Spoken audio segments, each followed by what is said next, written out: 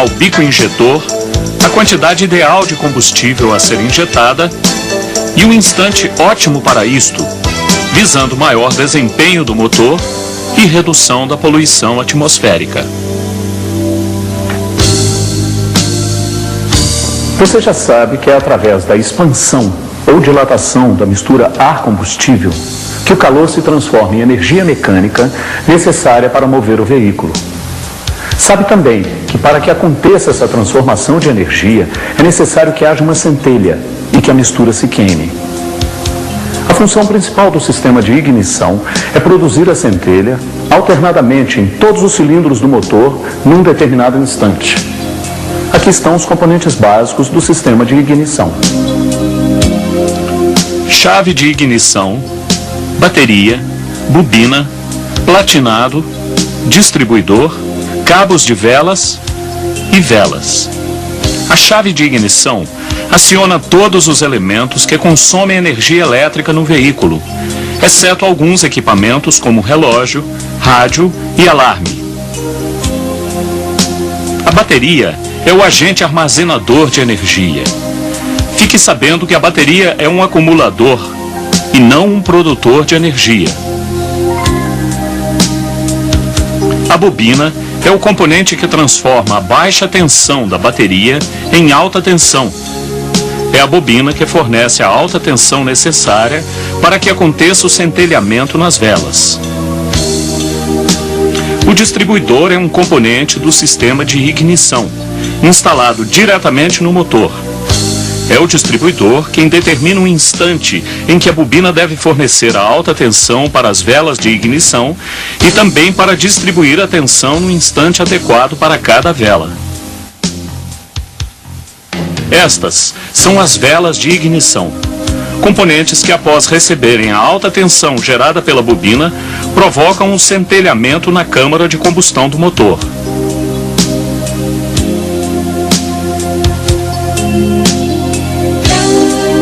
Vamos estudar a dinâmica de funcionamento do circuito de ignição do seu motor.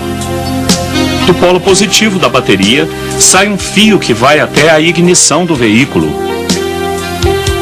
Da chave de ignição, o fio vai até o borne positivo da bobina. Do borne negativo da bobina sai um fio que se liga ao platinado.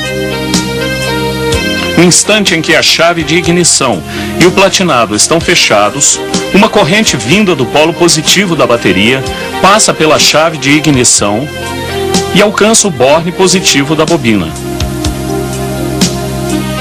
Essa corrente passa pelo enrolamento primário da bobina e sai pelo borne negativo até alcançar o platinado. Durante essa passagem de corrente, a bobina se carrega de campo magnético. No instante em que o platinado se abre pela ação dos ressaltos do eixo do distribuidor, a corrente primária cessa e o campo magnético se desfaz. Uma alta tensão é induzida no secundário, provocando centelhamento na vela. Um condensador ligado em paralelo com o platinado protege esse componente, evitando centelhamento excessivo entre seus contatos. Esse condensador é responsável também pelo aumento da tensão fornecida pela bobina.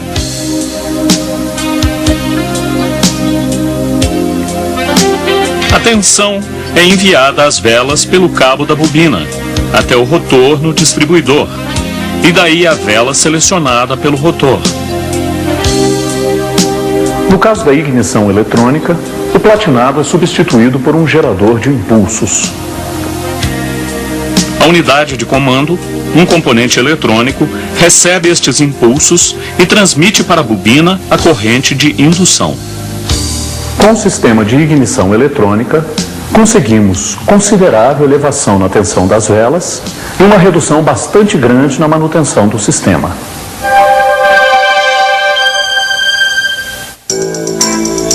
Vela suja de óleo significa queima excessiva de óleo na câmara de combustão. Vela suja de fuligem escura significa excesso de combustível na mistura. Uma vela normal tem a porcelana de cor marrom e seus eletrodos apresentam bom estado. Para regular a vela, Use uma lâmina de calibragem e regule conforme indicação do fabricante. A folga entre os eletrodos é aproximadamente a espessura de uma lâmina de serra.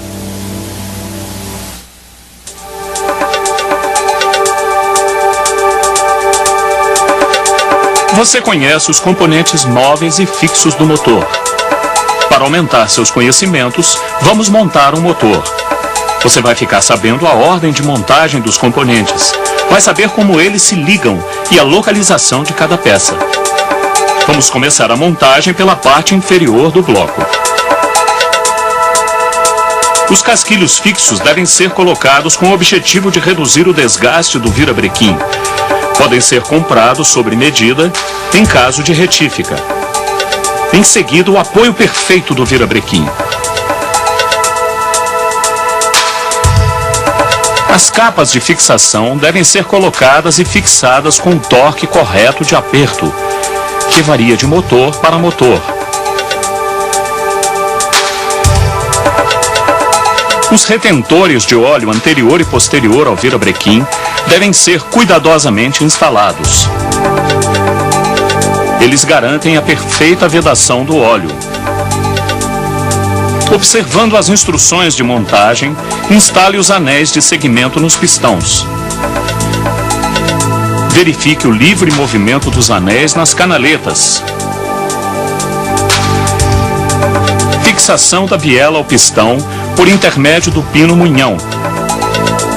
Seu movimento deve ser livre e suave após a fixação. No pé da biela devem ser instalados os casquilhos móveis, com a força do próprio dedo, sem uso de ferramentas. Instalação do conjunto pistão-biela com o uso da camisa compressora dos anéis. A posição do conjunto deve ser conferida antes da instalação. Colocação das capas das bielas que fixam o conjunto ao virabrequim.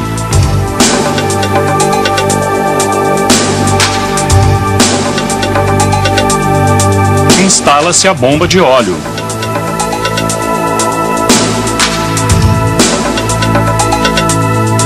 E logo após o cárter, já provido de sua junta de retenção de óleo. No cabeçote, as válvulas de admissão e escapamento devem ser instaladas verificando a hermética vedação da câmara de combustão. Colocação da junta do cabeçote, que absorve as diferentes dilatações bloco-cabeçote, evitando também fuga de gases durante a combustão. O cabeçote é instalado em seguida, e a sequência de aperto de seus parafusos obedecem um caracol de início no centro, expandindo para as extremidades. Todos possuem o mesmo torque. Instalam-se os tuchos e em seguida os pratos de regulagem da folga entre o comando e válvulas.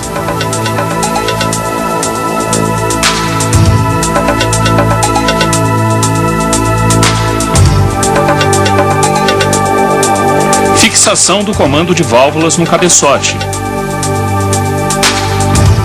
Colocação da árvore auxiliar, responsável pelo movimento do distribuidor, bomba de óleo e de combustível, e sua respectiva engrenagem de acionamento. As engrenagens do eixo comando de válvulas e do virabrequim só encaixam em uma posição e são fixadas por parafusos.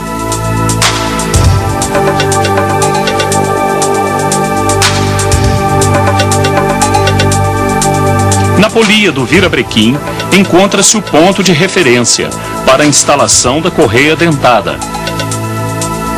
O comando de válvula também possui referência para a montagem da correia.